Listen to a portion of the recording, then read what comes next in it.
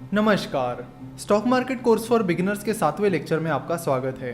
तो general consultancy ने stock market के जरिए पैसे तो उठा लिए, पर अगर आपको जनरल कंसल्टेंसी में इन्वेस्ट करना है तो उसके लिए आपको क्या करना होगा, इसे हम आज समझने वाले हैं।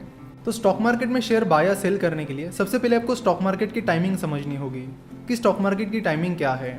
स्टॉक मार्केट का जो नॉर्मल ट्रेडिंग सेशन होता है वो सुबह 9:15 बजे से दोपहर के 3:30 बजे तक चलता है।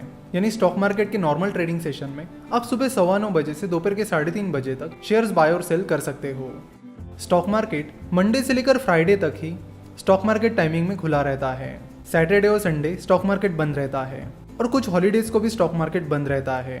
अगर आपको स्टॉक मार्केट हॉलीडेज की लिस्ट देखनी है और पता करना है कि सैटरडे संडे छोड़कर कौन कौन से दिन स्टॉक मार्केट बंद रहेगा, तो उसके लिए आप हमारी वेबसाइट www.finnovations.com पर जाकर यहाँ नीचे हॉलीडेज पर क्लिक कर सकते हो, जिसके बाद आपको स्टॉक मार्केट हॉलीडेज की लिस्ट मिल जाएगी। तो आप देख सकते हो कि 2019 इस कैलेंडर ईयर में कौन कौन से दिन स्टॉक मार्केट हॉलीडे रहे हैं।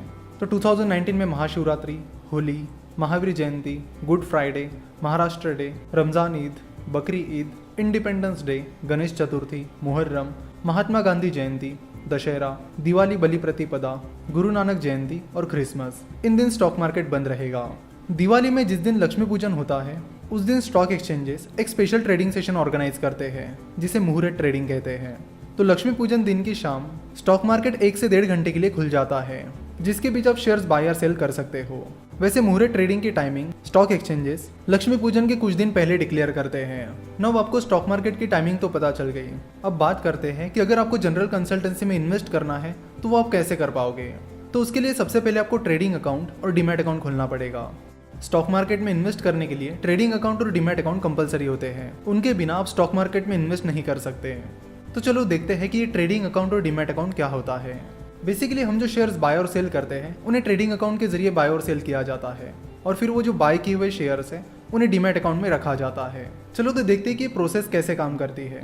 सबसे पहले आपको अपने ट्रेडिंग अकाउंट को अपने बैंक अकाउंट से लिंक करना होता है। मान लीजिए कि आपको 10,000 रुपीज स्टॉक मार्केट में इन्वेस्ट करने हैं, तो पहले आपको 10,000 रुपीज अपने बैंक में से अपने ट्रेडिंग अकाउंट में ट्रांसफर करने होंगे। जैसे ही पैसे आपके ट्रेडिंग अकाउंट में आ जाएंगे, आप उन पैसों से शेयर्स बाय और सेल कर सकते हो। तो जब आप उन पैसों से शेयर्स बाय कर लोगे तो वो शेयर्स आपके डीमैट अकाउंट में स्टोर हो जाएंगे। चलो तो यहाँ पर सेटलमेंट के बारे में भी समझते हैं। अगर आप मंडे को कोई शेयर खरीदते हो तो वो शेयर्स T+2 के बाद आपके डीमैट अकाउंट में स्टोर हो जाएंगे। यानी अगर आप मंडे को शेयर्स खरीदते हो तो मंडे हो जाएगा T यानी ट्रांजैक्शन डे, ट्यूसडे हो जाएगा T+1 और वेंसडे हो जाएगा T+2। यानी जो शेयर्स आप मंडे को खरीद लोगे वो शेयर्स T+2 यानी वेंसडे को आपके डीमैट अकाउंट में आ जाएंगे। तो इस तरह डीमैट अकाउंट और ट्रेडिंग अकाउंट काम करते हैं। डीमैट अकाउंट खोलने के लिए कुछ डॉक्यूमेंट्स की ज़रूरत होती है, जैसे कि पैन कार्ड, आधार कार्ड, बैंक डिटेल्स एटसेट्रा। सवाल आता है कि अकाउंट खोलते वक्त बैंक डिटेल्स क्यों? कई बार कंपनीज अपने प्रॉफिट का कुछ हिस्सा अपने शेयर होल्डर्स के साथ शेयर करती है, जिसे डिविडेंड कहते हैं। यानी अगर आप जनरल कंसल्टेंसी के शेयर खरीद लेते हो और कुछ टाइम बाद जनरल कंसल्टेंसी शेयर होल्डर्स को डिविडेंड डिक्लेयर करती है, यानी अपने प्रॉफिट का कुछ हिस्सा अपने शेयर होल्डर्स के साथ शेयर करती है, तो वो डिविडेंड सीधे आपके बैंक अकाउंट में ट्रांसफर किया जाएगा। तो ये मेन रीजन है कि आपके बैंक डिटेल्स लिए जाते हैं। साथ ही आपका बैंक अकाउंट आपके ट्रेडिंग अकाउंट से इसलिए लिंक किया जाता है ताकि आप आसानी से अपने बैंक अकाउंट से अपने ट्रेडिंग अकाउंट में पैसे ट्रांसफर कर सको। तो सवाल ये आता है कि डीमैट अकाउंट कहाँ पर खोले। डीमैट अकाउंट खोलने के लिए आपको ब्रोकरेज फर्म्स के पास जाना होता है। इंडिया में 300 से भी ज़्यादा स्टॉक ब्रोकरेज फर्म्स हैं, इसलिए पहली दिक्कत यही आती है कि डीमैट अकाउंट कहाँ पर खोलें, क्योंकि अलग अलग टाइप्स के ब्रोकरेज फर्म्स होते हैं, उसमें भी उनके ब्रोकरेज चार्जेस अलग होते हैं और बाकी चार्जेस अलग अलग होते हैं। उनकी टेक्नोलॉजी अलग अलग होती है, उनकी सर्विसेज अलग होती है।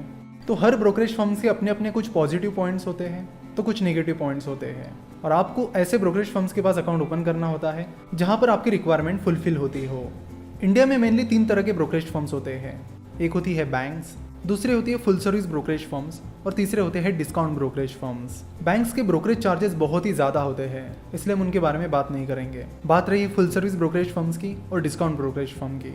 तो फुल सर्विस ब्रोकरेज फर्म आपके लिए एक स्पेशल रिलेशनशिप मैनेजर अपॉइंट करके देते हैं और आपको स्टॉक मार्केट की टिप्स भी प्रोवाइड करते हैं, जो कि वैसे आपको फॉलो नहीं करनी चाहिए। क्यों फॉलो नहीं करनी चाहिए इसके बारे में हम आगे कभी बात करने वाले हैं। तो फुल सर्विस ब्रोकरेज फर्म्स का मेन फायदा ये होता है कि वो आपके लिए एक रिलेशनशिप मैनेजर अपॉइंट करके देते हैं, सो दैट अगर कभी आपको दिक्कत होती है तो आप तुरंत उन्हें कांटेक्ट करके अपने इश्यूज सॉल्व कर सकते हो। उनके लगभग हर सिटीज़ में ऑफिसेज भी होते हैं। तो रिलेशनशिप मैनेजर प्रोवाइड करने की वजह से और हर सिटी में ऑफिसेस रहने की वजह से उनके खर्चे बढ़ जाते हैं, जिसे कवर करने के लिए वो आपसे ज़्यादा ब्रोकरेज चार्जेस चार्ज करते हैं। वहीं दूसरी तरफ डिस्काउंट ब्रोकरेज फर्म्स होते हैं। डिस्काउंट ब्रोकरेज फर्म्स आपको रिलेशनशिप मैनेजर अपॉइंट करके नहीं देते हैं। उनकी बहुत ही लिमिटेड ब्रांचेस होती हैं। तो लिमिटेड ब्रांचेस और रिलेशनशिप मैनेजर का ना होना, इन चीज़ों की वजह से उनकी कॉस्टिंग कम हो जाती है, जिसकी वजह से वो आपको कम ब्रोकरेज चार्जेस चार्ज करते हैं। तो डीमैट अकाउंट खोलते वक्त आपको देखना होगा कि आपकी रिक्वायरमेंट्स क्या क्या है। तो यहाँ पर 2-3 चीज़ें बहुत इंपॉर्टेंट होती है, जैसे कि टेक्नोलॉजी, यानी उस ब्रोकरेज फर्म का ऐप कैसा है। दूसरी चीज़, वो ब्रोकरेज फर्म ट्रस्टवर्दी है या नहीं। तीसरी चीज़, उस ब्रोकरेज फर्म के ब्रोकरेज चार्जेस आपके लिए अफोर्डेबल है या नहीं। और चौथी चीज़, अच्छी सर्विस। तो ये सारी चीज़ें हैं जिन्हें आपको चेक करना होगा। अगर आप पूछते हो कि कहाँ पर अपना डीमैट अकाउंट खोले, तो हमारा जवाब ये रहेगा कि ऐसा कोई भी ब्रोकरेज फर्म नहीं है कि जो सबके लिए सूट करता हो। किसी को कोई ब्रोकरेज फर्म अच्छा लगेगा तो किसी को वो नहीं लगेगा। तो ये सब अपनी अपनी रिक्वायरमेंट्स पर है। वैसे शुरुआत में आप अपस्टॉक्स इस डिस्काउंट ब्रोकरेज फर्म के साथ अपना डीमैट अकाउंट खोल सकते हो। अपस्टॉक्स एक डिस्काउंट ब्रोकरेज फर्म है, जिसकी वजह से उनके ब्रोकरेज चार्जेस कम है। उनकी टेक्नोलॉजी भी काफ़ी अच्छी है। प्ले स्टोर पर उन्हें 4.4 की रेटिंग मिली है, जो कि स्टॉक ब्रोकिंग इंडस्ट्री में सबसे ज़्यादा है। साथ ही Upstox mister Ratan Tata funded company है, जिसकी वजह से ट्रस्ट का भी कोई इशू नहीं आएगा। तो आप शुरुआत में अपस्टॉक्स के साथ अपना डीमैट अकाउंट खोल सकते हो और चेक कर सकते हो कि क्या वो आपको सूट करता है या नहीं। वैसे अपस्टॉक्स के ट्रेडिंग और डीमैट अकाउंट ओपनिंग के चार्जेस 354 रुपये है, लेकिन आप 9211179432 इस नंबर पर हमें कॉल या व्हाट्सएप करके अपना अकाउंट फ्री में खुलवा सकते हो। तो आप अपस्टॉक्स को ज़रूर ट्राई करिए। मुझे आशा है कि आप में से ज़्यादातर लोगों को अपस्टॉक्स पसंद आएगा। अगर आपको नहीं आता है तो देन यू कैन स्विच, क्योंकि कोई भी ऐसा एक ब्रोकरेज फर्म नहीं है जो सबको सूट करे। नाउ अब डीमैट और ट्रेडिंग अकाउंट तो खुल गया। अब ये कैसे पता करें कि किस कंपनी में इन्वेस्ट करना है और किस कंपनी में नहीं। तो ये एक बहुत ही इंपॉर्टेंट सवाल है, जिसे हम अगले लेक्चर से कंटिन्यू करेंगे। तो यहाँ तक तो हमने बेसिक के बारे में समझा। अगले लेक्चर से हम थोड़े एडवांस लेवल पर आ जाएंगे।